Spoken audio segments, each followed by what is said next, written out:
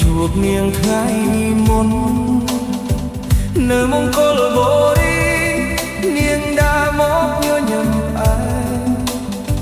ធ្វើឲ្យបេះដូងខ្ញុំរំភើបនាងមើលមកខ្ញុំ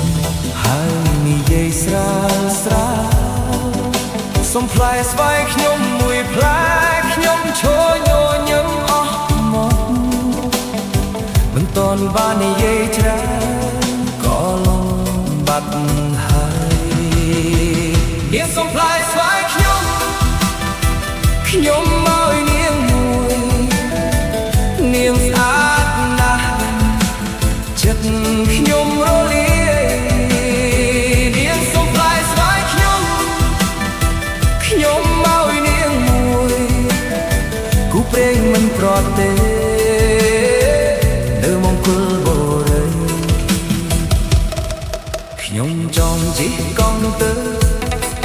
យកស្វាយពីក្រោយផ្ទះសម្បកលឿងទឿនក្លិនក្រអូបជាប់ដៃ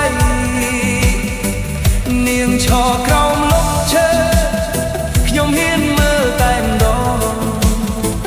ក៏ច្របូរច្របល់ទាំងថ្ងៃនាងទទួលយកស្វាយហើយសាយស្រទន់ណាស់និយាយថាអរគុណបងដែលខ្ញុំពៀនដល់ពីរសជាលើកដំបូងនាងសុំផ្លែស្វាយខ្ញុំឲ្យនាងមួយនាងស្អាតណាស់